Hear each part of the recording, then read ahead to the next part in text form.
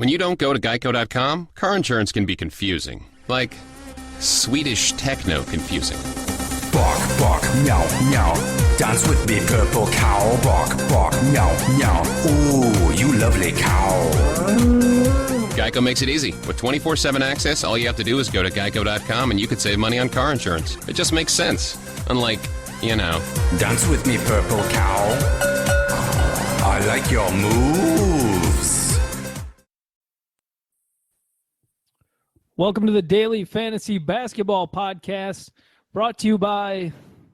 Are we being brought by anybody right now, Mark? No. Okay, we're not brought by anybody. We're bringing it ourselves.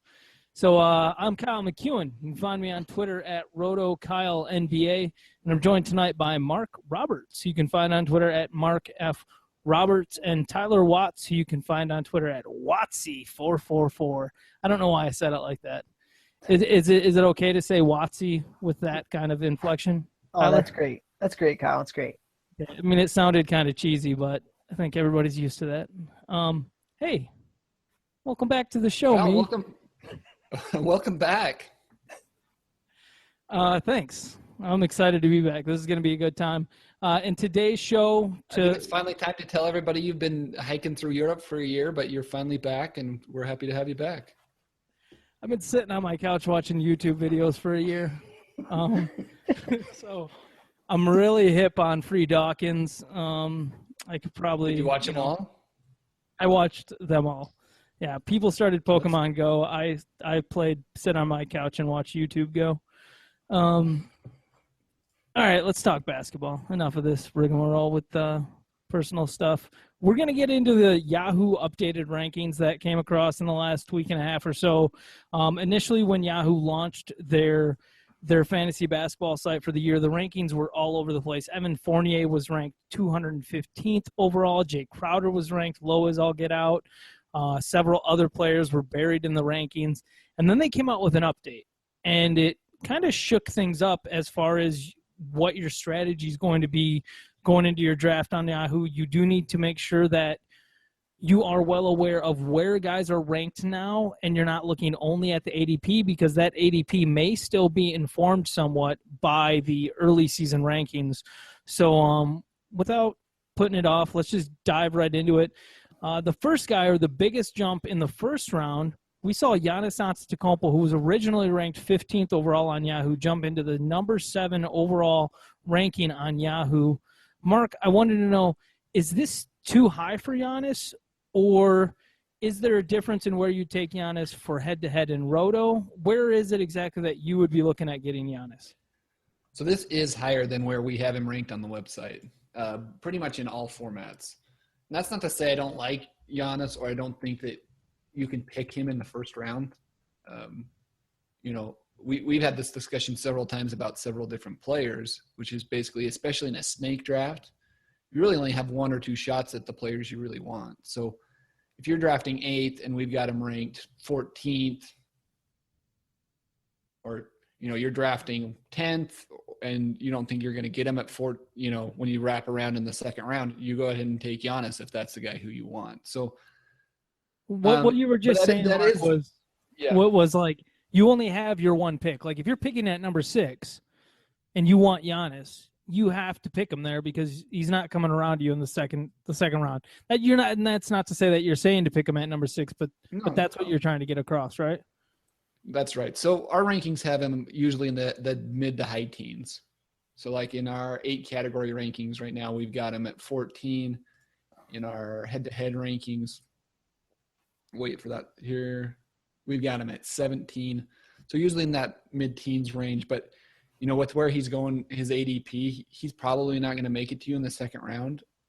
If you want him, I think you're going to have to pick him in the first round. And I don't think that's totally crazy unless you've got one of the first, 3 to 5 picks. Okay, and here I'm going to make an argument. And I want Tyler, Mark, I want you guys both to tell me where I'm stupid potentially, but I think you could make an argument for taking Giannis 4th overall in a head-to-head league, especially if it fits your punt strategy. After Steph Curry, after James Harden and Russell Westbrook in a head-to-head league, I think it's safe to take Giannis Antetokounmpo over anybody else. Like, you can make a decision of saying, you know what, Giannis's 2 blocks and his potential 7 to 8 assists out of the small forward point guard slot, those 2 blocks that he's given me there are just as important as the difference in rebounds that I would get if I took DeMarcus Cousins. And also just setting up your team in a head-to-head league. If you've got a guy who, in the first round, you're picking someone who contributes good production in pretty much every single category across the board except for three-pointers, I don't think it's crazy to take Giannis over Karl-Anthony Towns in head-to-head, or over Kawhi Leonard in head-to-head, or over LeBron James in head-to-head. I don't think that's crazy at all.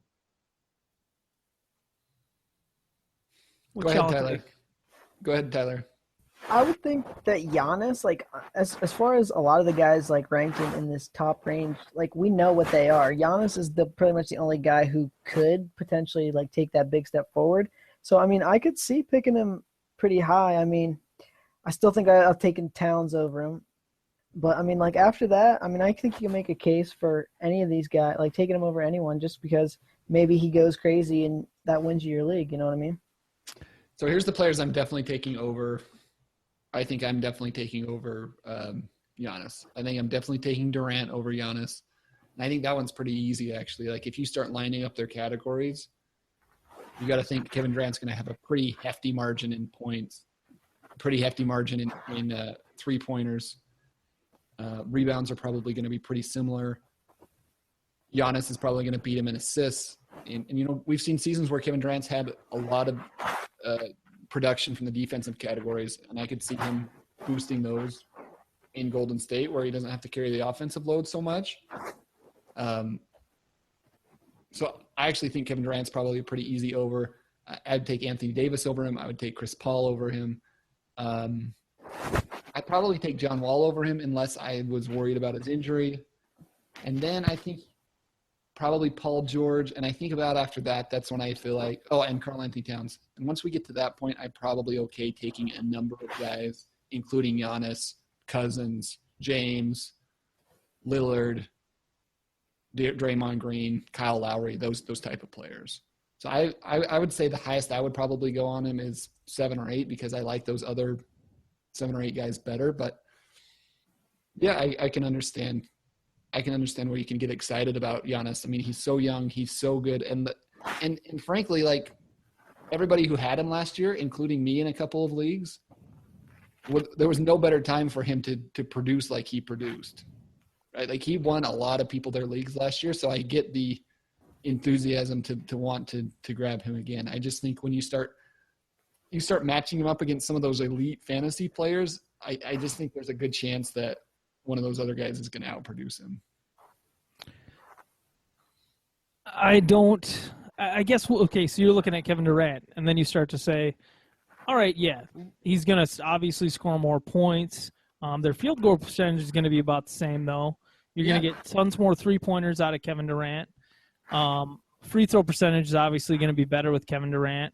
But rebounds, assists could be better from Giannis. Steals probably going to be better from Giannis. Rebounds is probably split, but I agree. Giannis should clobber him in assists. Although Durant's no slouch in assists, at least in OKC. And it's possible that playing in that new system that Durant can end up getting more assists this season as well. It's also possible that having less of a load on offense because he's surrounded by better players, especially surrounded by other people who can actually shoot three-pointers, we could see Kevin Durant play harder on defense and get more blocks. You know, in that series against Golden State last year, I think there was at least 3 games where he had 3 blocks. So we know that he can turn it up and he can do more in those categories if that's what's asked of him, if that's what's required. So, I mean, there's definitely upside there with Durant too. What kind of kept me, like, essentially I would look at like a Kevin Durant and then I would make the argument, well, what if he gets rested a few games? Giannis is going to be playing in every game because they're going to be fighting for a playoff position. But Durant might get some rest down the stretch. No. Same thing with Anthony Davis potentially. And then Karl-Anthony Towns, my argument is the assist really. Like, Giannis could potentially give you the same number of blocks that Karl-Anthony Towns is going to give you. And the only thing that Karl-Anthony Towns is absolutely going to do better than Giannis in is probably scoring and rebound. Right. So, and that's what I mean when I say, like, I would consider taking Giannis as high as number 4 in head-to-head, is because of it's just all those darn counting stats. So, anyways, let's move on to some of the other guys who have moved up in the rankings or had their rankings changed. Victor Oladipo went from number 35 overall on Yahoo to being the number 18th ranked player on Yahoo right now. That's 17 spots jumped up in their rankings. So if you're going to take Oladipo, it's got to be in the second round. And, I mean, you might have to take him as high as the 13th pick if you're up there on the swing at the end of the first round. Yeah, what do you think? What do you think's going on there? Like, what do you think changed with Oladipo, or do you think that's just driven by people are drafting him higher than Yahoo expected? Where do we have him on the DFB rankings? Because I know because I work at Basketball Monster, and I know on our rankings that I worked on a lot this season, I think we've got him like at 17 or something. He's really high over there. What do we got? In the head-to-head rankings, we've got him at 23. So, I mean, roughly the same. There's usually not a ton of difference, right, between 17 and 23. Right. So those are both significantly higher than where Yahoo had him originally at 35. And, I think don't know what to make of him. I don't think I would use, like, I know that my projections have him coming out right at the end of the second round. He's a guy I'm kind of hoping that somebody else drafts, and I don't have to worry about him because I think the floor and the ceiling are pretty far apart on Oladipo just because I don't think we know what he's going to do this season. He's in a totally new environment. We don't know what Russell Westbrook's going to look like next to him, so it could be bad. Also could be very, very good as a secondary ball handler in Oklahoma City's offense. He could really excel and get away from what he's been doing in Orlando. It could be a very, very good situation for him, and he pushes value up into the high teens. So, and see, I guess it makes me nervous. I'm a little bit nervous about investing in Victor Oladipo, but I think a lot of that has to do with I drafted him last season, or I was targeting him last season, and then he fell off. Because Scott Skiles put him on the bench at near the beginning of the season, and we had to wait for him to come back into the starting lineup and to really show out. But that's not the situation this year. He's in Oklahoma City, as you just said, Mark. The having extra ball handling duties, being the number 2 option, without question, in a lot of respects, most likely for the Thunder. There should be a lot more surety with Victor Oladipo's role this year. Tyler, how do you see it? Do you still have issues with Oladipo or concerns, or are you kind of looking at it like he's in a new situation and we should be kind of bullish on him and be okay taking him in the second round? I mean, I don't necessarily know that I'd love him in the second round, but I think he's pretty safe. I mean, I honestly think he was the best player on the Magic last year. Like, any game I watched, I'm just looking at him like, this is their best player. Why are they bringing this guy off the bench? Why are they not giving him big minutes? I think he's got some good across-the-board production. That field goal percentage is going to be a little bit down. But, I mean, other than that, I feel pretty safe on him. So Kyle, I'm interested in your gut reaction. You get one of the top 3 picks, and you pick Curry, Harden, or Westbrook. And then it comes back to you in the second round, and the highest player on your sheet is Oladipo. You take Oladipo, no question, or are you looking down further in your sheet and trying to find somebody else? I've been taking first round. You almost take whoever falls to you in some regard. Yeah. But in the second round, I've been taking a big man. I've been taking a big man second, third, fourth round, unless somebody really good falls and I get a good value on an assist guy or a point guard. I feel like there's enough assist guys late or in the middle of the late rounds that I've been going really hard on big men in the second round. So it's kind of hard for me to take Oladipo, but he showed out in his first preseason game with the Thunder. They They played him more minutes than I believe anybody else, and he put up 34 points. He was taking a lot of three-point shots. He got to the rack. He got fouled. And he also had some I don't know how to describe it, but like there's a video game moment where he went to the rack and slammed on two other players, and he kind of Sky Chambers rode their body into a higher, more expressive dunk. And it just might be that season for Oladipo. He was really good in the second half last year, and the Magic are dumb for letting him go. As Tyler said, he was the best player on their team last year, and I think they chose poorly as the guy protecting the Grail in the Indiana Jones movie said to the Nazi. It's kind of surprising to me because I feel like there's a lot of optimism about Oklahoma City, and that's fine. But, like, we're all sitting here kind of making fun of the Bulls, right, because they have Jimmy Butler and Dwayne Wade and Rondo, and, like, who's going to space the floor and who's going to shoot three-pointers. I mean, the truth is, historically, Russell Westbrook is one of the worst three-pointer shooters in NBA history. He shoots near 30%. Defenses don't really respect his shooting a lot. The reason Oladipo got moved to the bench was because he couldn't really play with Peyton. And as you insinuated, maybe they chose poorly.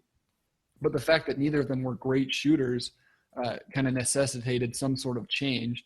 And the fact that it didn't make sense to continue to play the two non-shooters together in the backcourt. So I guess that gives me some pause for concern. Like, can Westbrook and Oladipo really, like, they're elite drivers, and maybe they just make it up that way. But, like, I worry a little bit about the floor spacing there.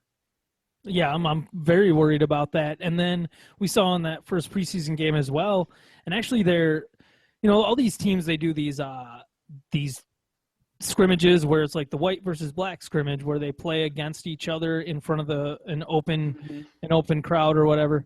And in the white scrimmage, Domantas Sabonis was starting at power forward, and then they started him in the first preseason game as well at power forward next to Steven Adams. And it seems like now I believe he hit a three-pointer. Yeah, he hit a three-pointer at near the start of that game. So maybe they're looking at him as someone who can stretch the floor, but they still have issues with being able to guard stretch fours. I guess they think that Sabonis and Steven Adams can step out and do that, and they're relatively fleet-footed for how big they are. Yeah.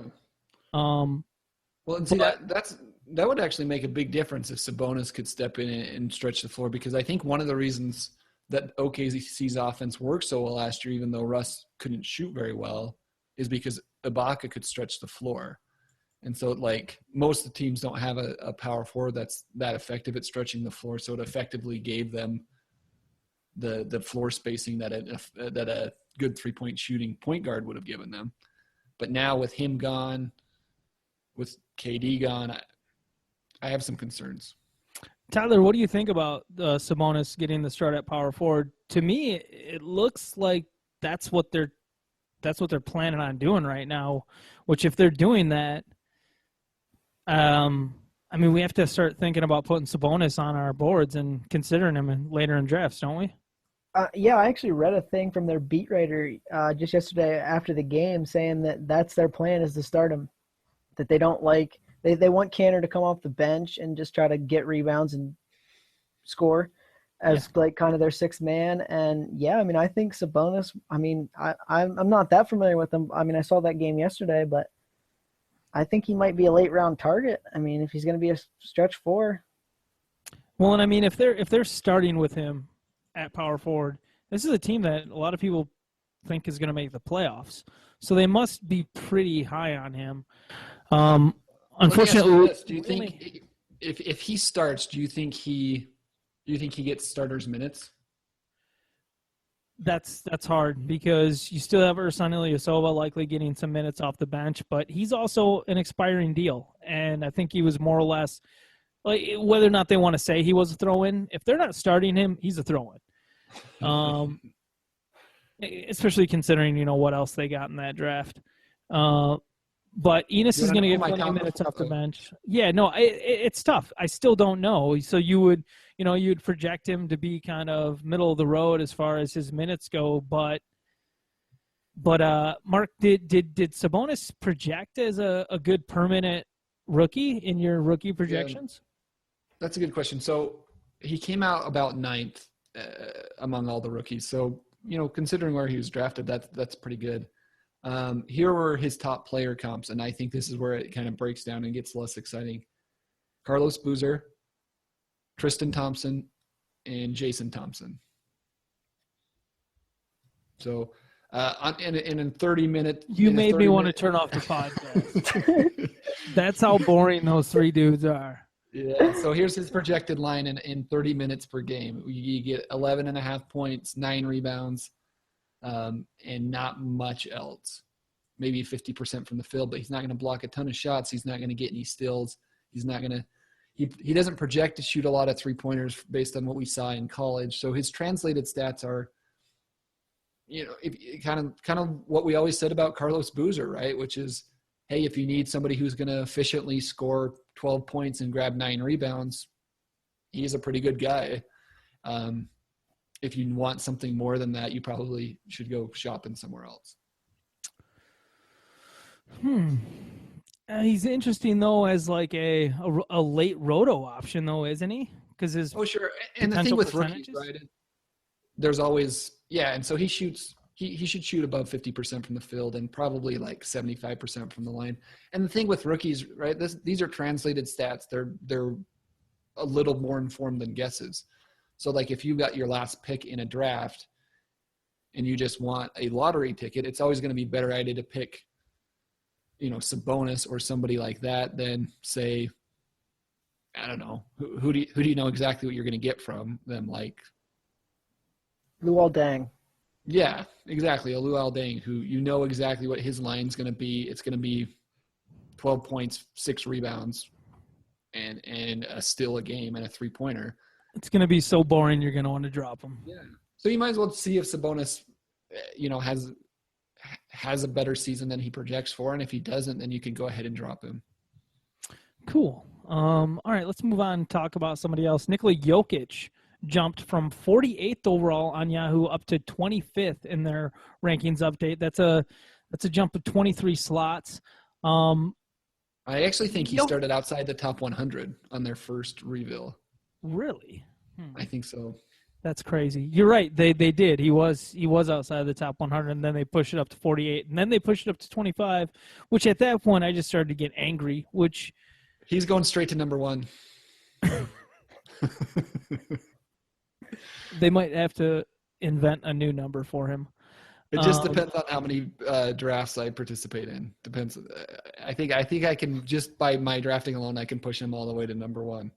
We were doing a draft earlier today. Mark and I were on CBS. It was a mock draft, and it was 8-cat roto. And I had the 12th pick in the first round. Mark had the 11th, and the whole draft, I knew that if I wanted a player, I had to pick them on that turn, for fear that Mark would take them with one of his next 2 picks.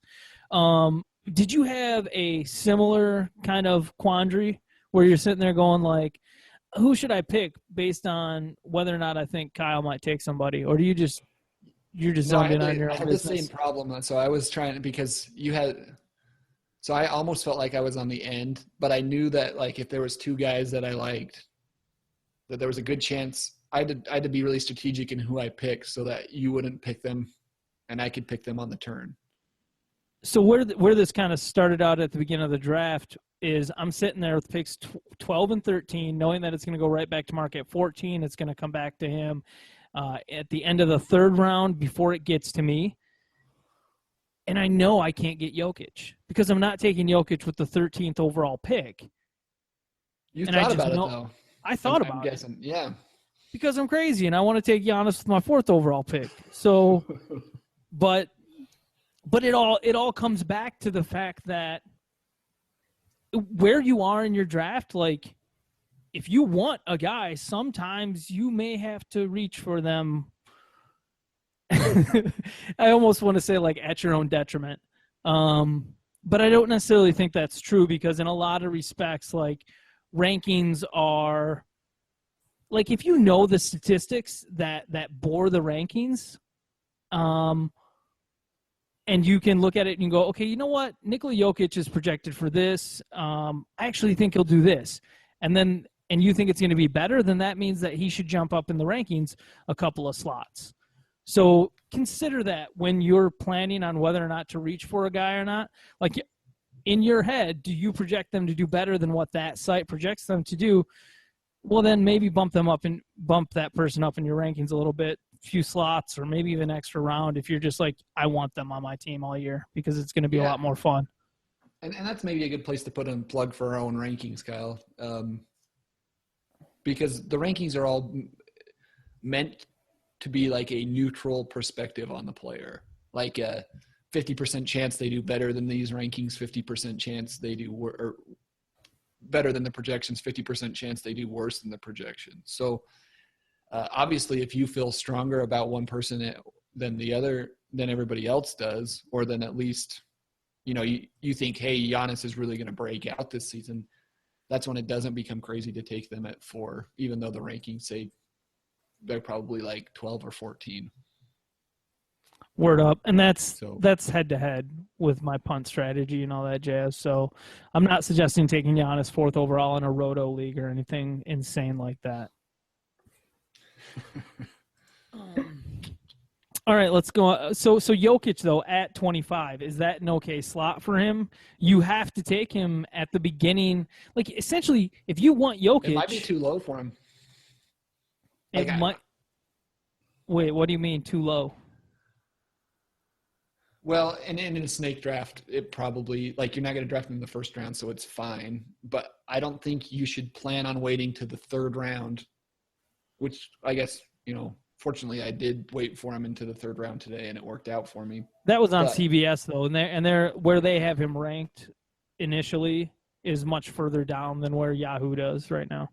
I think in many cases it will be difficult to get Jokic in the 3rd round. Yep. But can you make can you make a rational argument for taking him 13th? Because if you're picking in the 2nd round and you got the first pick in the 2nd round, like, you might have to take him there if you want him on your team. This might be just a nice way to get out of it. But like, if he's the best option at 13, I'm fine taking Jokic. Like, I'm not going to hesitate. But my guess is that I'm going to like somebody better at that spot. Like, I would prefer to take who's similar. Like, in a head-to-head league, if Towns is there, I'd rather have Towns. If Cousins is there, I'd rather have Cousins. If Giannis is there, I would rather have Giannis. I would probably rather have Porzingis, frankly. Head-to-head leagues, I'd probably rather Drummond or DeAndre Jordan. So I think there's going to be somebody better I like, but if for whatever reason my punt strategy or my personal beliefs about Jokic, I wouldn't feel like it was a waste of a pick to take him 13. Man, I mean, it's there's been a conversation throughout this offseason between a lot of the quote-unquote fantasy experts or whatever, just kind of say, like, rankings don't matter. And they do matter. They give you a wonderful reference point. But where they don't matter is in realizing that if you're building a team and you have a set of guys who you think build your team out well, like, it might be okay to take Jokic at 13, even though the projections say he's the 25th overall player. So that's all, really. Mark, you said in a head-to-head you would take Porzingis over Jokic. What about Roto? Yeah, I love me some Porzingis. Yeah, I think. But if he's going to shoot 43%, like, doesn't that scare you off a little bit in Roto? I want to make sure that I'm not giving different advice than what our rankings say. So I'm gonna pull that up real quick. But I think let me just make sure that's not.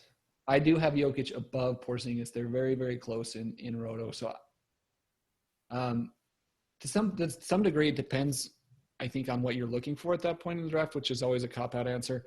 I would probably still take Porzingis. One thing I really like about Porzingis that Jokic doesn't necessarily give you, even though Jokic is the truer center, is Porzingis is going to block a lot more shots.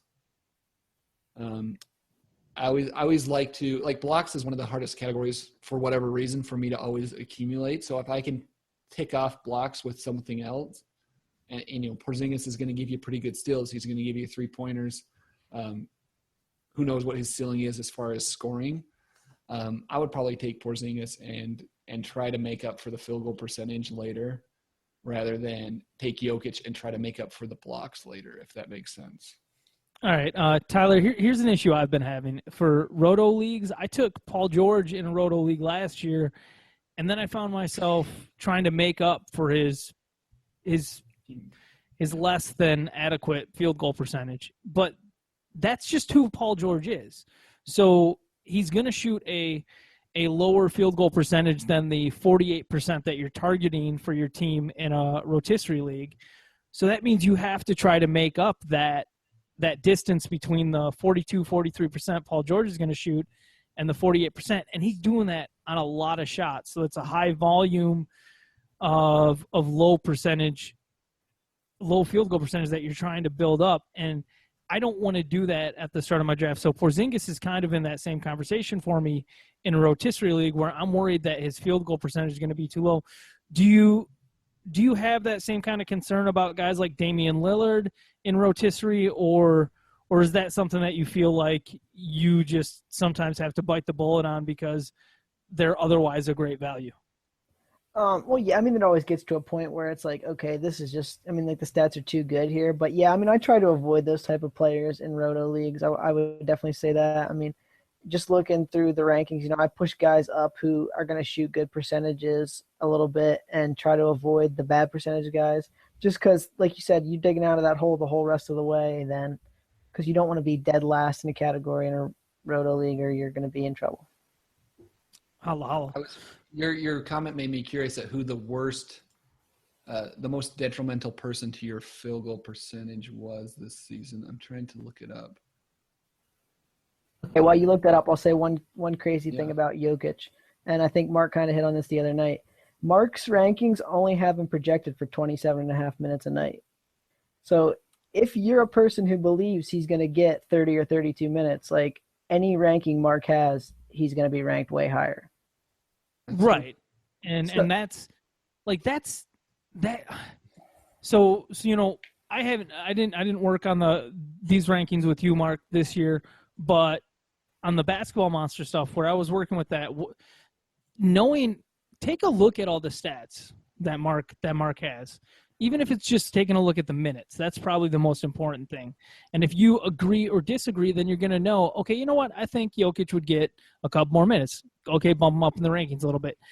Have that understanding. Whatever rankings you're working off of, that's kind of the cool thing about working with Mark's rankings, or is because if you look at those numbers, without a doubt those numbers correlate with the rankings. Whereas if you go look at ESPN where they've got Darren Collison projected for 3.1 blocks per game, that the rankings don't correlate with what the projections show that they have. So it just gives you a better understanding or a better feel of like, oh, okay, I get it. Isaiah Thomas is ranked here because he scores a bunch of points and he gets decent assists and he does this well and he does that well, but he's ranked this low because he doesn't do these other things well.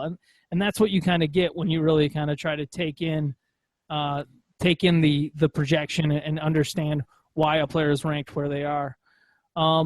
Moving back to any guesses who was the worst, at least in my projections, which is probably pretty close to real life from last season, who the most detrimental person to your field goal percentage is? Rodney Stuckey. Paul George is second. Lowry. Paul George is second. Damian Lillard. Emmanuel Mudiay. Okay, yeah, that makes sense. Yeah. That's what I thought at first. I was like, it's not Paul George, it's not Lillard, because those guys obviously shoot so much, and then I saw that was Mudiay, and that made a lot of sense. It does make a lot of sense. Hopefully he takes a jump this year. I mean, he was only 19 last season. Myles Turner moved from 107th overall on Yahoo to 38th.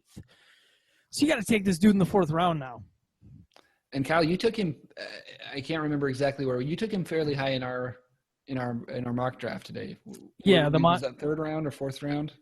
I believe it was 3rd round. might have been the beginning of the fourth.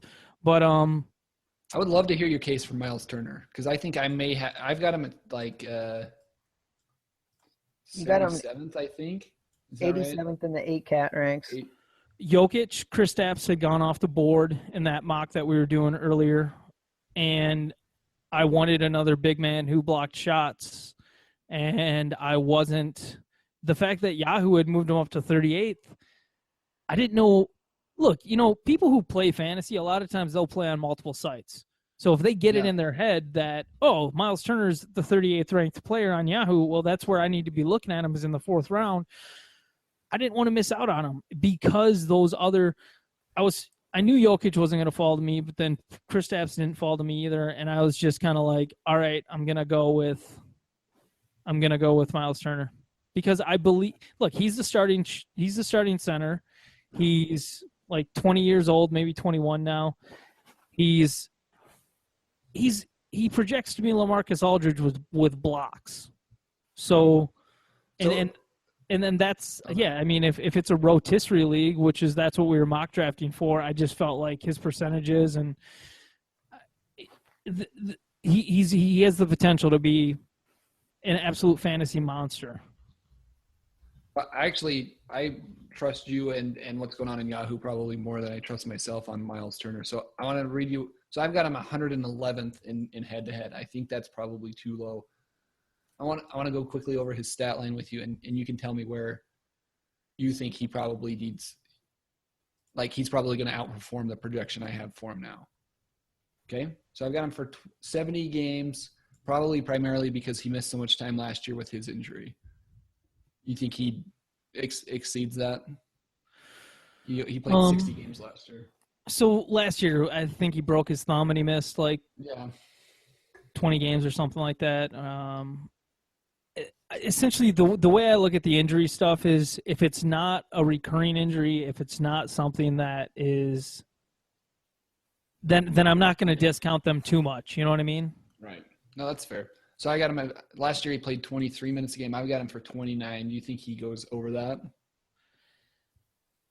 You go back and you look at a lot of what I do when I'm trying to discern how many minutes a player is going to get is I'll go back and I'll look at what their coach has done historically. Mm-hmm. And there were times where, you go back and you look at who Nate McMillan played a lot when he was coaching in Portland, and he would give Brandon Roy and he would give LaMarcus Aldridge tons of minutes, and then his rotation. Point, the last season he coached, LaMarcus Aldridge played 39.6 minutes per game. Yeah. Gerald Wallace played 36 minutes a game. Season before, Aldridge played 38. Roy played 37. And Nate McMillan has compared like the LaMarcus Aldridge comparison isn't just Kyle, this random fantasy dude giving you his opinion on this. Like Nate McMillan said that too. So, and the block potential is just out of this world. Like he could, So anyways, there's just. Do you think he shoots any 3-pointers? I've got him projected for almost no threes. I haven't heard anything about that yet, so my expectations for Myles Turner's 3-point shooting is pretty low right now. Okay, I've got him for 6.5 rebounds. Looks like last year he's about 5.5. Does that seem probably too low? But you only have him going for how many minutes? 29. I mean, maybe appropriate per minute, but he needs to come up in the minutes. Right, exactly. Like I think a safe minutes projection for him is closer to like 31 right now because you see through McMillan the possibility that he might play 36 minutes a night. The 38 minutes a night, that just doesn't happen anymore for the most part. No. Unless you're James Harden. I can't believe that Aldridge played almost 40 minutes a game the last time McMillan coached. Like that doesn't seem like that long ago, but that's almost like a different NBA and a different fantasy than we have now. Yep, absolutely. And you hear, and then Josh had the Vigilant Sports guy. Shoot, I can't think of his name right now. Scott Agnes on his podcast a little while back, and Scott Agnes was saying that he thinks Myles Turner is the number 2 option on this team. So you start considering those things, and you start to imagine, okay, about 15 to 20 points a game, better rebounds because he's playing more minutes. And Myles Turner averaged 3.3 blocks per game in the playoffs last year against Toronto, which is just insane, and that's not real, but it's still sexy as hell to read. Yeah. So if I bump him up to 32 minutes, I got him for 15 points, almost 2 blocks, 7 rebounds. And it's primarily the categories I think you care about with Turner. Well, no, I mean, I really what do you got for his percentages? Oh, that's a good point. I'm 49% and 74.1. 74%. Yep. Like, those aren't terrible. 74%, especially like – that'll play. Exactly, and the fact that he's 20 years old, there's room for growth. And he's going to be 20 pretty much this whole season. He turned 20 in March. So tons of potential. No, I think I'm probably too low on him. So and this is a unique season. I keep trying to say this to people over and over again. We saw a crazy number of really good rookies from last year's draft class. That was the best rookie draft class since 2003. And so that means that going into your second year in the NBA, a lot of guys will break out. There's just a lot of good situations. I mean, last year we had CJ McCollum, who was like the only real breakout player who went from nothing to something great. Whereas this year we have so many players who stand to step into larger roles, whether that's Myles Turner or Devin Booker on Phoenix. Yeah, man, there's seriously like at least 15 guys who are easily you could say they have a great chance at having better production this season, which is just, I don't know, it's kind of unheard of. Can I say one quick thing about Turner? Absolutely, you can talk about him as much as you want. The only thing with Yahoo's 38 is I'm kind of worried that might be pretty close to his ceiling. So, like, if you're picking him at 38, which is fine, like, does anyone really think he's going to go much higher than 38?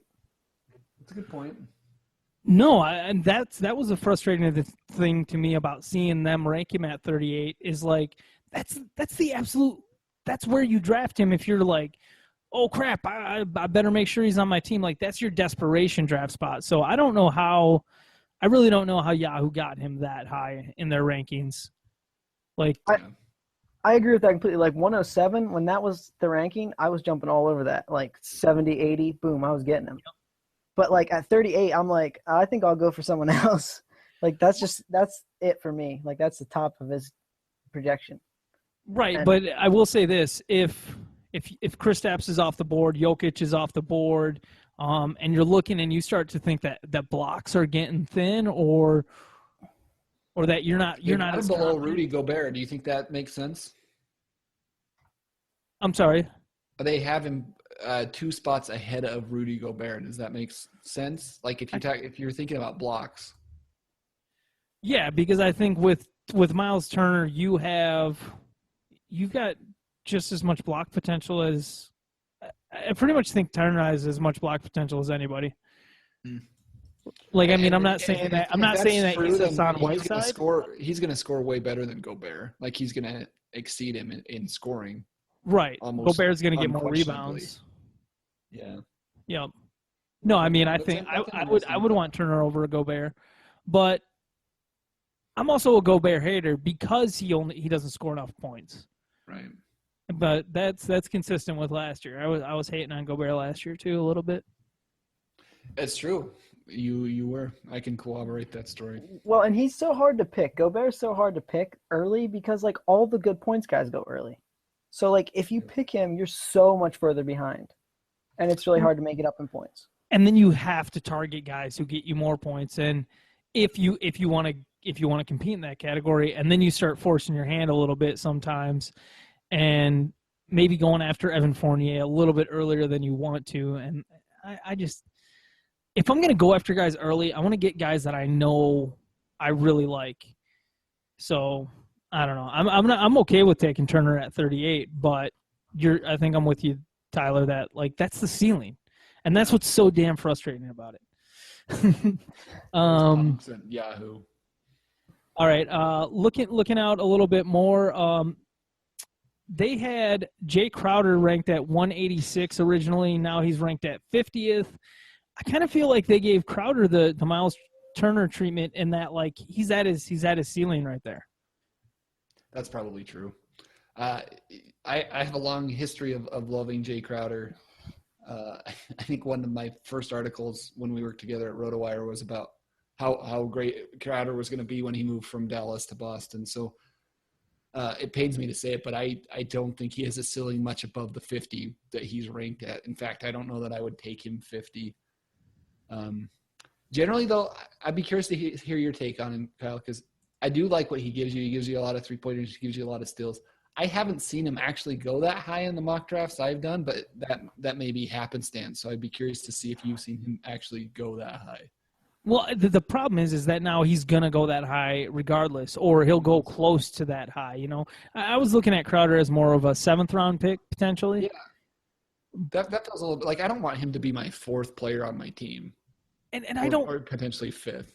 I like having Crowder on my team. He's a good player, but like you just said, there's you don't want to be your 4th player because there's other dudes right around there who you're going to take.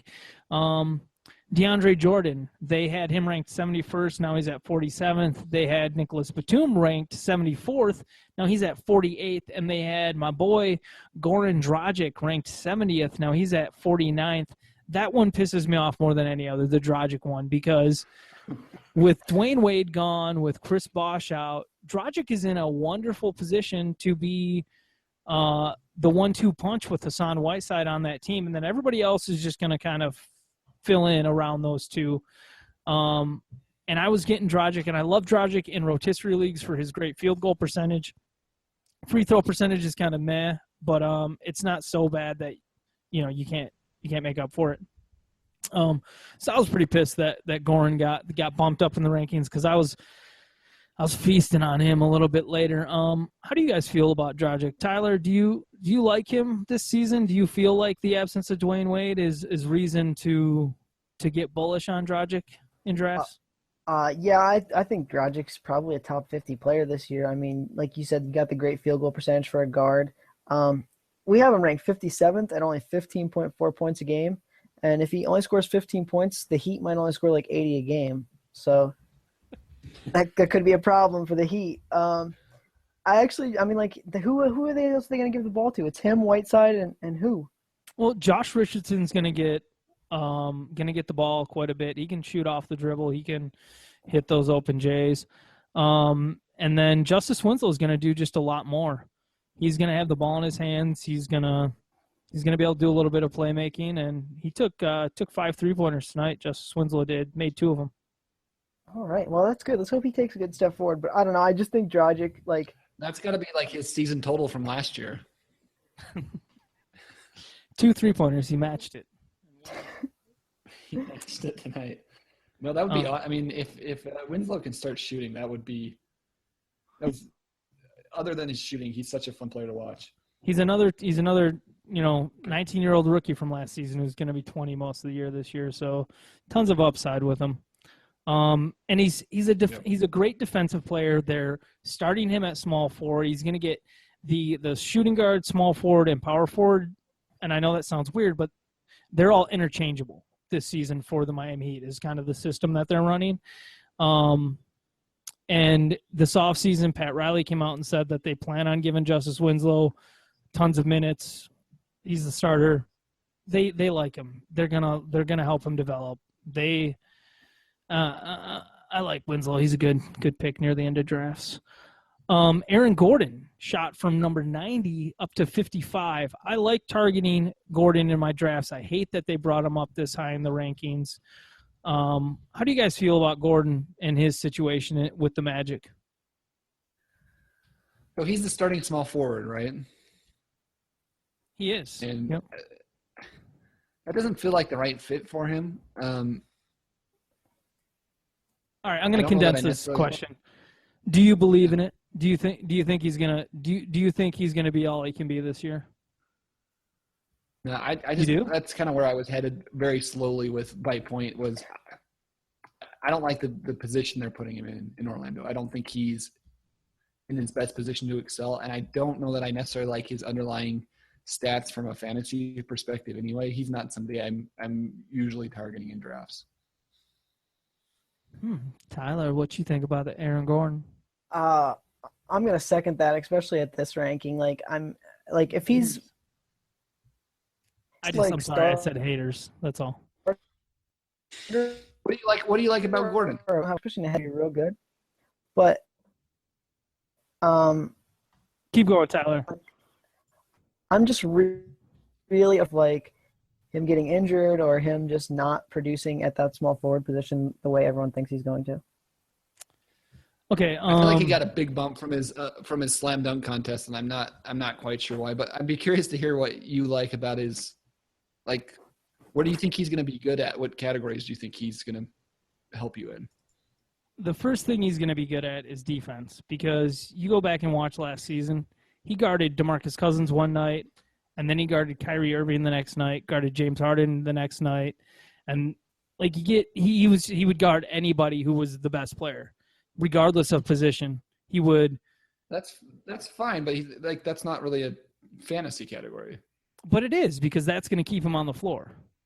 That's going to get him his minutes. And then watching, and then you start to hear about how Frank Vogel says something along the lines of, we're going to use him the way that we used Paul George in Indiana. And I get it. You got to take that with a grain of salt. But Paul George wasn't the best ball handler when he came into Indiana. He had to develop into that. He wasn't the greatest shooter when he came into Indiana. He had to develop into that. And when you watch Aaron Gordon play, Paul George, comparing that role, it's what was he getting last year? 4 assists a game or something like that? It wasn't a ton of assists, but he's still regarded as somebody who contributes positively there. I look at Aaron Gordon. About Aaron Gordon or Paul George? I think it was Paul George last year with the 4 assists. But I look at Aaron Gordon and the fact that he's going to be on the floor, he's going to get minutes. Yes, I am worried about the fact that Frank Vogel said, hey, if we didn't have the guys we have, I'd be playing Aaron Gordon at power forward, because that makes you feel like, okay, so because of the stupid team you guys have built, you're going to play this guy out of position.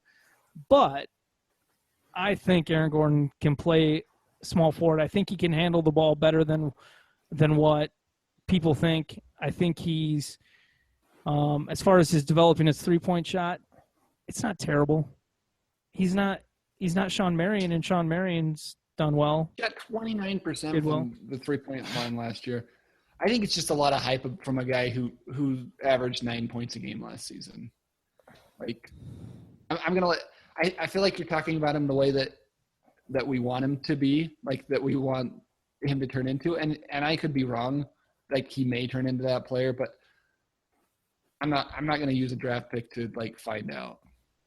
They're moving away letting from somebody else take the risk on him. They're moving away from Nikola Vucevic as being they might. It feels like they're moving away from him. Everything they brought in Biyombo, they brought in Serge Ibaka. We've still heard that there's a fight for the starting center job, which I believe. I don't think Vucevic absolutely has it locked up. So who scores on this team? That's a good question. And that's another reason why Aaron Gordon's going to be forced to do stuff on offense, because you don't have any other option. Because Evan Fournier. I don't know that I just assume because there's a vacuum of scoring that it's going to be Aaron Gordon. I hope that it is. I like Aaron Gordon. I like the tools, but I'm not going to bank on him filling in that role. Here's what I'll say about the scoring. If he's going to be the number 1 or number 2 option, which will probably be number 2 to Fournier, isn't that going to just lower his field goal percentage because he's going to be taking a lot tougher shots? We're going to Frank Vogel did say that he's like Paul George, so that's what I mean. So it's going to be a give and take. Even if he gets a bunch more points, his field goal percentage is going to go down. Now maybe you're punting field goal percentage, and that's fine, but I think there's going to be some give and take there. Just because somebody takes more field goal attempts doesn't mean that they're gonna yes, he'll probably take more threes, which could bring it down. But if he's got the ball in his hands and he's able to actually do a little bit with it, he might take himself to the rack and get more dunks this season too. But here's the thing, though. Like, what's Biyombo going to do? He's going to stand there under the rim because he can't shoot. So, like, there's going to be a defender there, right? That's what I'm saying. Is like I agree that like some people can maintain their field goal percentage with more shots, but I don't think this team has the spacing to create good shots for him if they start Biyombo. Well, fair point. but the spacing with Biyombo and Vucevic is kind of the same, isn't it? I would agree with that. No, Vucevic shoots, doesn't he? I mean, he's not Vucevic shooting can players. shoot jumper like a mid range. I don't think Biyombo can shoot anything. No, he can't. No. I was more or less just throwing a little bit of shade at Vucevic, but no, Vuce obviously can hit a mid-range jump shot, and he's supposed to try stretching it out to 3. And if he can get comfortable with that, maybe they'll let him take some shots from 3. All right, so you guys hate Aaron Gordon. That's good to know. No, at 90, like where he was, I was like thinking about like, all right, well, I can see him like maybe taking a step forward, and I would pick him. But at 55 again, it's just like to me that's like ceiling. Like I'm not biting on that. Yeah. As for me, I hate him. Mark, I'll just say this. I send him nasty emails every day. No, there's like Letters. Like, there's a 25-minute. I was so mad that he won the dunk contest last year. He didn't win it though. No, I'm sorry. That I was super glad that he got second in the dunk contest last year. All right. Wow. He didn't win? He went under his – the only dunk I remember is him going under his butt and bringing him around and dunking. Like, I thought he won. I'm pretty sure Levine won. Yeah, Levine beat him. Oh, my goodness. Yeah. Remember they had the 10 dunks. It was the dunk off, and they each did like 10 because they both kept getting perfect scores. I feel like he's got an extra 20 spots in the rankings because of how exciting that dunk contest was. Which is why I'm not drafting him. I don't like Aaron Gordon at 55 overall on Yahoo, where they have him now, but it's so you hate him too. I don't like him there. The devil's advocate. Come on, that was totally not cool. All right, let's move on. Evan Fournier went from being ranked 215th to being ranked 62. I love his scoring potential this season. I like his shooting percentages. But I don't know if he's going to get enough peripheral stats, whether that's rebounds, assists, steals. Yeah, I think he's going to be the first option on offense for the Magic, but I don't know. 62 is like, I'm okay taking him there because I think I'm getting a 20-point scorer, but I feel like they overreached on this one too. Yeah, I think the value's gone. I agree with that. I like the player, but you're not getting a lot of value if you have to draft him there. Nope. And I secretly still kind of hope that Hazonia takes his job. That's cool. Rondae Hollis-Jefferson jumped from 337th, which was just a terrible old ranking, to 81st. Hollis-Jefferson isn't going to score a lot of points, but his percentages are pretty decent. So I like him in rotisserie leagues. He's going to get you potentially good steals and blocks, right? Like that's kind of what you're looking at Rondae Hollis-Jefferson for, is steals, blocks, rebounds. I was just going to say rebounds. He gets a surprising amount of rebounds. Crazy amount of rebounds. Like the Nets have to play somebody, and he's a legitimate NBA player, so there's not like a lot of competition for minutes there. So I think you feel pretty safe about the playing time. This is actually the one I was most upset about because I felt like you could get him near the end of a lot of drafts, and I think he has, he could be the 70th best player this season. But at that ranking, again, I think a lot of the value is gone. Yep, agreed. The steals you were going to get, you could get elite steals at the end of the draft from Hollis-Jefferson, and that was what was really interesting to me. But now you can't. Now you have to actually pay for them, which is terrible because I'm a millennial and I like free stuff. Tyler, how do you feel about Rondae? Just from doing some of those custom rankings and projections, I can tell you that if you punt 3-pointers and points, like a couple people have sent me, that dude goes crazy high. His thing just shoots through the roof. And so, I mean, if that's your build, there's your fella. All right. You heard it there first. That's probably true if you take away points and what else did you say? Threes. Points and threes. He's probably a pretty good option. Gary Harris went from 132 on the old Yahoo ranking to 82. It's a 50-point jump. Gary Harris was another guy who was a great shooting guard, end of the draft target, and now you got to pay for him. Yeah, and you kind of have to deal with that. Like, you don't exactly know. Like, there's a pretty good chance that Gary Harris is going to start and play starters minutes, but in the back of your head, you're always kind of thinking, like, is Jamal Murray going to take his job at some point, or is they're going to start splitting minutes or something like that? I know that it's unlikely, but I worry about that a little bit. And Gary Harris is one of those guys that has to play a bunch of minutes to be pretty, to have a lot of fantasy value. He does, because he doesn't score in bunches. Right. There was an interesting quote from Coach Michael Malone yesterday, though. He said that Gary Harris took about 10 shots per game last year. He wants him to take 15 this season. Now, granted, is that just a roundabout? Either way, it says that the coach expects him to have a bigger role in the offense. Apparently, even when the Nuggets were going after Dwayne Wade this offseason, Malone kept sending texts to Harrison being like, "You're still my baby." So yeah, Gary Harris played really good defense last year. He's super efficient. He just kind of became the perfect complementary player. He kind of became the new Avery Bradley or whatever, only less annoying. I hate Avery Bradley. I don't know why. I think he's got he maybe is probably a better version of this player, but he reminds me a little of Courtney Lee, especially earlier in his career. I know that you don't love Courtney Lee, so maybe that's not a good comparison for you, but pretty efficient, good defender, but it's not going to fill up the stat sheets unless he's playing a lot of minutes.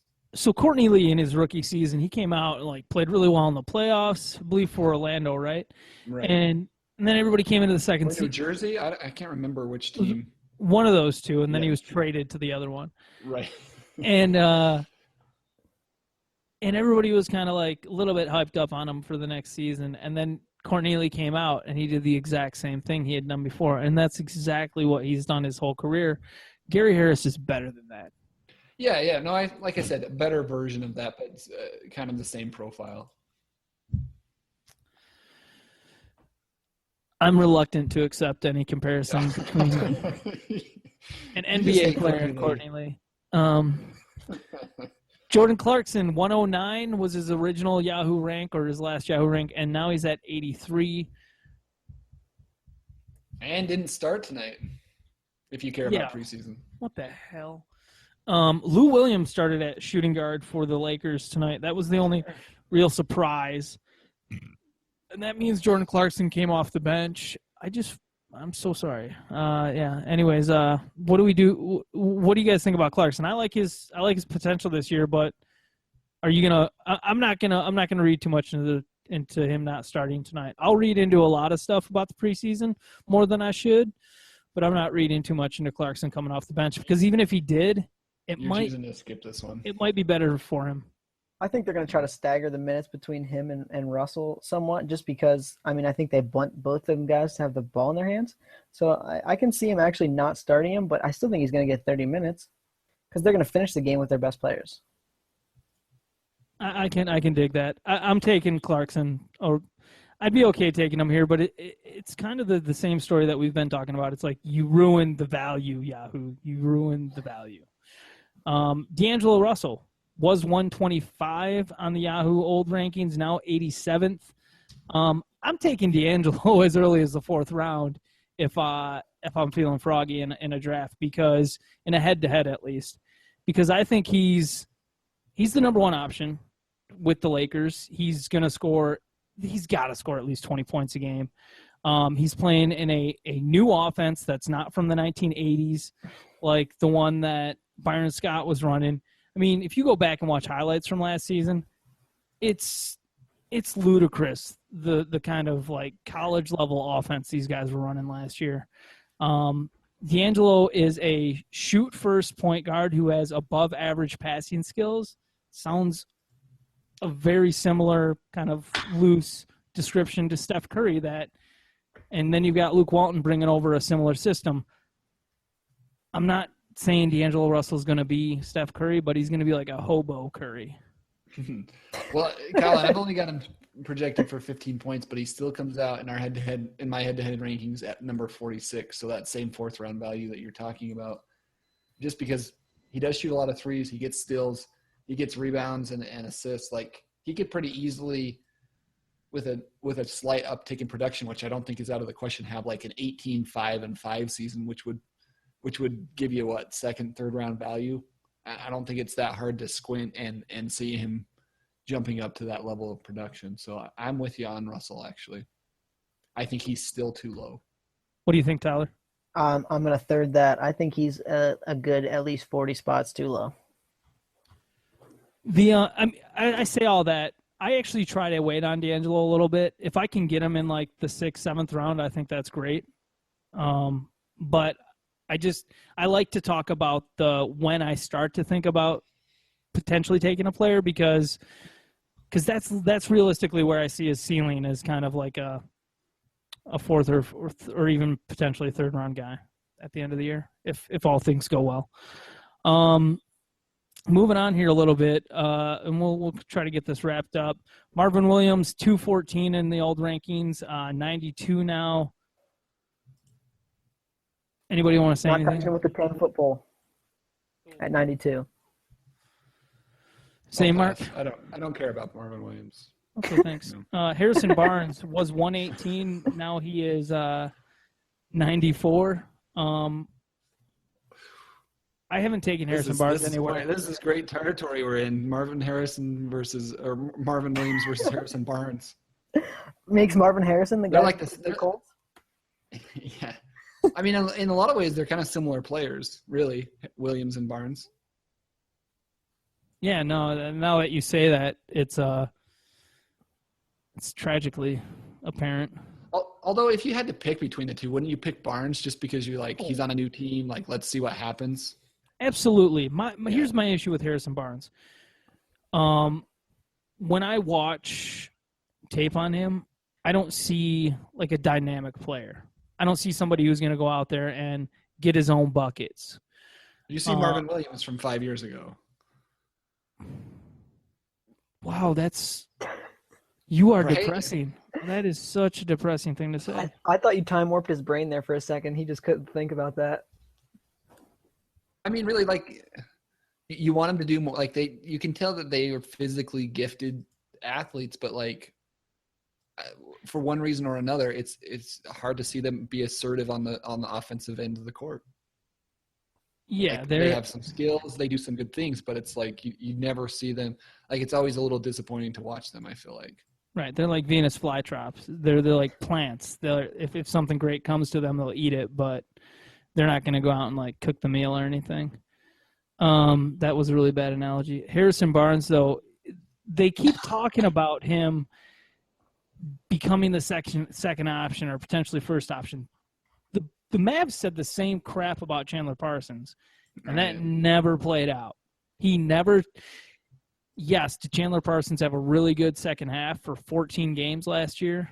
Yes, he did, when he was finally healthy and cleared and playing big minutes, but then he got hurt again. Harrison Barnes, I don't think he's going to get hurt, so that's good, but I don't know if he's a first option, man. And that's what scares me. I don't think you're happy if he's your first option. Yusuf Nurkic jumped up from 171 up to 106. That's interesting to me because we saw in Denver's first preseason game, they started Jokic and Nurkic together. We've seen Coach Michael Malone say things throughout the offseason about potentially using the two big lineup again. When he talked to Zach Lowe this summer, Malone said that Jokic was working on his foot speed to be able to guard out on the perimeter more, which seemed to imply at the time that they were hoping to play him or expecting to play him next to Yusuf Nurkic more. And Nurkic now is becoming a guy who I'm targeting in the last few rounds of my drafts. Anybody? Mark wants to take that. He loves it. He loves him. Yeah, I mean, I love Nurkic. I think that's a great guy. I would ideally look to take him and put him on my bench, like in a roto league, so that I didn't have to rely on him. But the upside is there. I think I had him ranked in the top 50 last season. I don't think he's lost any of that skill. The prospect for playing time is obviously less than it was last season, but talk about a guy who can get you a lot of steals and a lot of blocks and a lot of rebounds in a hurry. I think Nurkic might be as proficient at those categories as anybody in the league. So okay, so how many minutes? Oh, go ahead. Sorry. How many minutes does Nurkic need to play though? Because when people, even though they see Jokic and Nurkic starting next to each other, they're still worried about Kenneth Faried's minutes, Darrell Arthur's minutes, the Nuggets going small and using Wilson Chandler or Danilo Gallinari at power forward, which is going to push out one of the big guys. How many minutes does Nurkic need to get for us to be happy taking him near the end of our draft? So, after pick 100, because after pick 100, all your picks kind of just become a jumble. Okay, everybody's valued the same. You're just taking who you think is the best guy now for your team build and to fill your holes. Is the fill your holes? Is that what got you to? To answer your question, I think Nurkic has got to. He doesn't have the same threshold as most players. Like I would say, most players you've got to get at least to 28 minutes. I think if you get Nurkic at 26 minutes a game, I think you're pretty happy with him. I think it's unlikely that he gets to that level, but I would be thrilled if he does. I think he's more in the 22 to 24 minutes a night, and I think that will be just enough to be tantalizing, but low enough that it's frustrating. I think if he got to 26 minutes a game, he could give you like 12 points, 9 rebounds, a steal and a half and 2 blocks or something, and you'd be thrilled with him. But I think at 22 minutes, I think he's going to give you not quite enough. Here's the crazy part, though. If you look at the head-to-head rankings with the punts, in 23 minutes, he's ranked 117th. So it's like, yep. I mean, he's right in there. He doesn't need a lot. Yeah. But I think you'll still be a little bit frustrated with him at that level. I think you've got to get – I think for any amount of consistency, you've got to get him – you've got to see him getting like 26 minutes a game. In addition to some of all these positive jumps that we were talking about players taking, a couple of players took some really far negative drop. They took some big drops in their ranking. Rajon Rondo went from 47th down to 109th. Is Rondo now at a decent enough value that you can risk taking him on Chicago? I actually think he's probably a pretty good value at this point. I mean, he doesn't do a lot of things that you kind of expect out of your guards, so it makes it a little bit challenging, like some of the other plays we've talked about. But I don't see him getting a lot fewer assists than he got in Sacramento. So to be able to get potentially league-leading assists that low in the draft, I think is a pretty big win. You just have to kind of figure out how to make up for the other deficits, specifically that he doesn't score a lot and that he doesn't shoot any three-pointers. It's hilarious to me that he went from 47th to 109, because the 47th might actually be. That's about right. Yeah. Yeah. I mean, I have him at 42 in my head-to-head rankings, because you just don't get 9 assists in the 4th round from anybody. So Rondo might be a good target in late in Yahoo drafts if you're looking for assists. In the 8th round or something. Gosh. You missed assists early on. You went like, you say you drafted like, Durant and then Millsap or something, and you never got the assists that you were looking for. Rondo's a great way to fill in for that deficiency. Devin Booker was originally ranked 95th overall. He's now ranked 112th. They dropped him 17 spots. That's funny, though, because now we just learned yesterday that Devin Booker and TJ Warren are slotted in as the starting shooting guard and starting small forward for the Phoenix Suns this year, and they're supposed to start they started the first preseason game, and it was announced they're supposed to start there for the first regular season game too. So that solidifies Devin Booker's value, where there was some worry about his minutes in a certain regard, relatively, this season. Now it seems like there essentially is no limit. Like Booker's in the starting spot. Yes, they still have Brandon Knight there, but they've also talked about playing Booker some, who grew an inch over the offseason, is now 6'7", playing a little bit at small forward when they can sneak him in there against smaller lineups. What's the issue with Booker, though? Why is he ranked, in the 100s? Doesn't make any sense to me. Okay. I've got him higher than that. I think the news that he's the starter only solidifies that. I think he's going to score a lot of points for you. He's going to hit a lot of 3-pointers. What prevents him from being any higher than, in the just above 100, like in the 80s, 90s, is that he's not at the point in his career, and he may never get there, that he gets a lot of steals. He's not going to get any blocks. So until he gets his assists a little bit higher, which I think could happen, at this point, he's just a points and 3-pointer guy. But, I mean, he's young, so those things could develop. But, if I could get him on 100, I'd be thrilled. It seems like the Suns are developing Booker to be their number one option. It's just a matter of time, really, when that happens. So he's an interesting player, but like Mark said, he's not really going to help you in defensive stats right now. During the final stretch of the season last year, there was a point where Booker was dropping like 4 assists a game, but he was doing that in 36 minutes a night. Mm-hmm. And I would be, it's possible he plays that much, but I think it's a lot more likely he plays about 32, 33 minutes a night. Right. All right, really quick, let's just kind of get some rapid-fire responses to some of these other guys. Bismack Biyombo, he was 86, now he's 116. Is it worth trying to grab his blocks in the last couple rounds to, like? I think so. If you need them, I think he plays. What do you think? 26 minutes a game, 28 minutes a game, something like that. It depends. I mean, there's a part of me that thinks he's kind of like a 25-minute per game player right now, because that's kind of what I'm topping him out at, because Vucevic still has to play. Serge Ibaka still has to play. You wonder if they're, as long as he's playing 24-plus minutes a game, he's going to be really good in 2 categories. So if you need those 2 categories, he's going to get a lot of rebounds and he's going to block a lot of shots. Like, it almost doesn't – as long as he's getting like 20-plus minutes a game, he's going to be good in those 2 categories. And it doesn't matter how many minutes he plays, he's going to be bad in all of the other categories. So, it just comes down to team need with Biyombo. Right. Do you need blocks at that time of the draft? It's okay to take Biyombo because he might do it for you. And the argument I keep making for the Magic might start Biyombo and Serge Ibaka is because that lineup, that starting front court, isn't much different than the Jan Mahinmi and Myles Turner starting lineup that Vogel started a lot with Indiana last year. I wish they would just go with Gordon and Ibaka. I agree. That's the other thing. It's that's probably their best lineup. Yeah. Then put Hazonia at the 3. Hazonia and Fournier and Payton.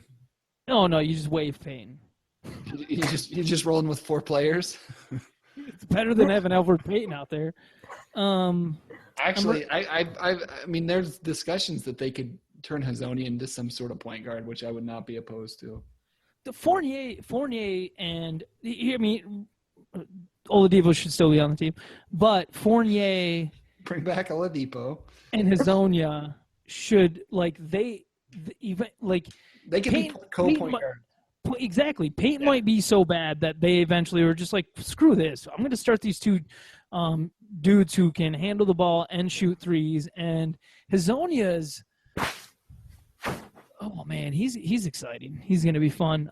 Dwight Howard went from 75th to 117th. That's one of the best values for head-to-head leagues. If you can get Dwight Howard that late in your draft for head-to-head, like he's in a good situation in Atlanta this year. Yep, totally agree. The only thing that worries you is how healthy can he stay? But at that late in the draft, you don't really care. For real.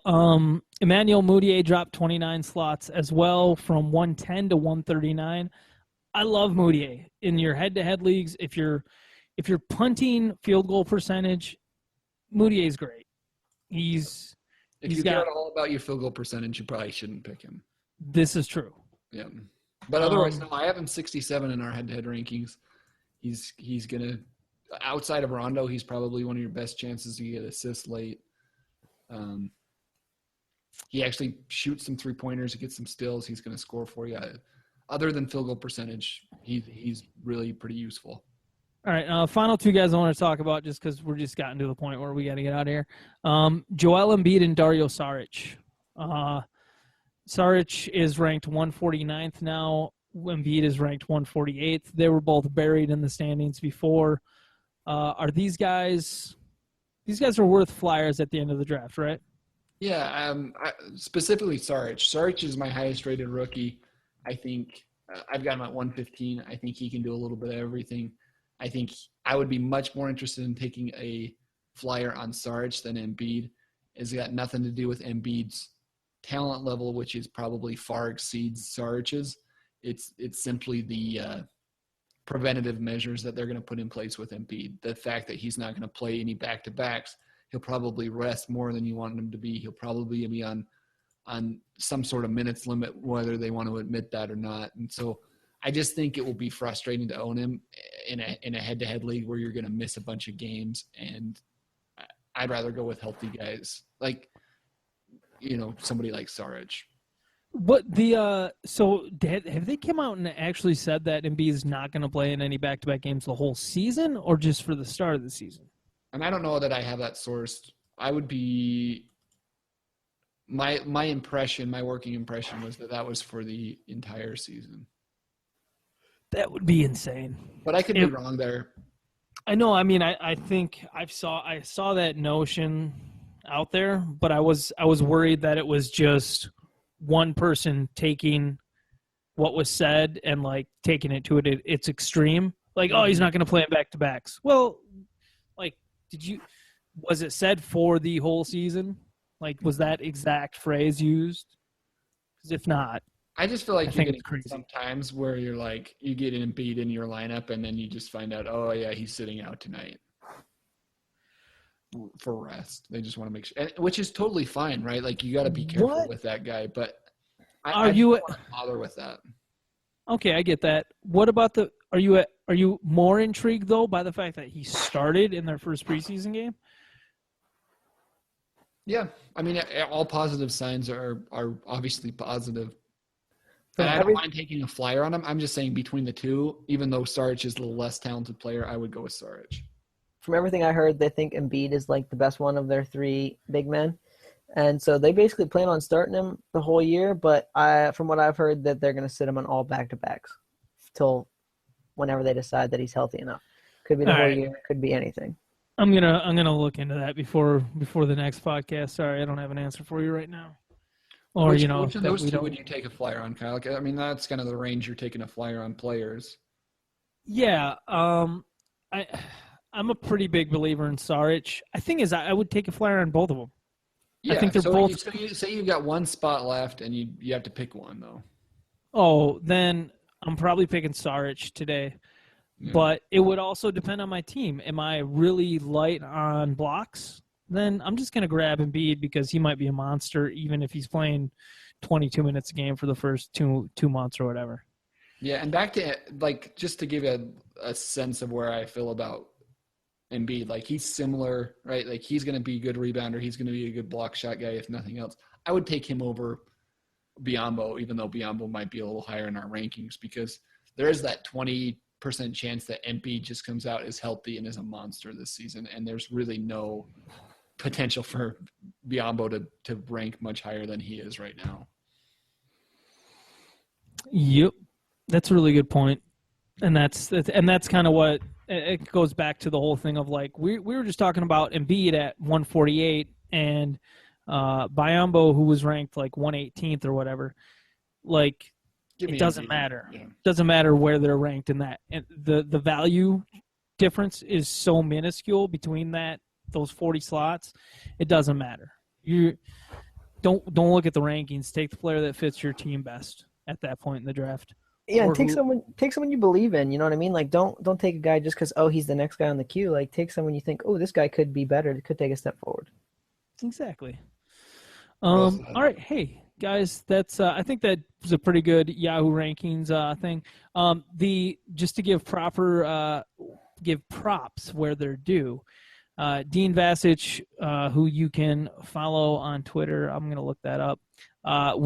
He created this awesome little Google Doc that had, you can follow him at Dean Vasich. That's DeanVasic, not CHIC. And he created this awesome thing that you can go find him on Twitter. It's just an easy Google Doc that we use to reference all the Yahoo changes. So big thanks to Dean for having that tool out there for us to use as a reference. All right, Mark and Tyler, is there anything you guys are working on right now that you want to share or let people know about?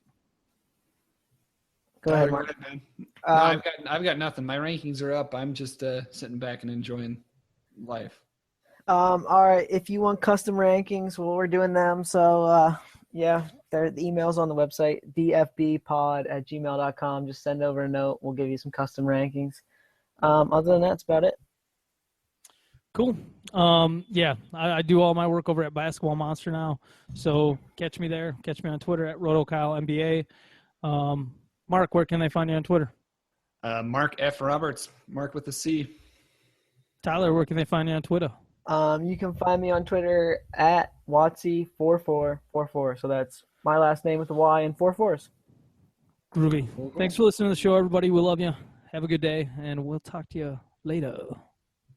Peace.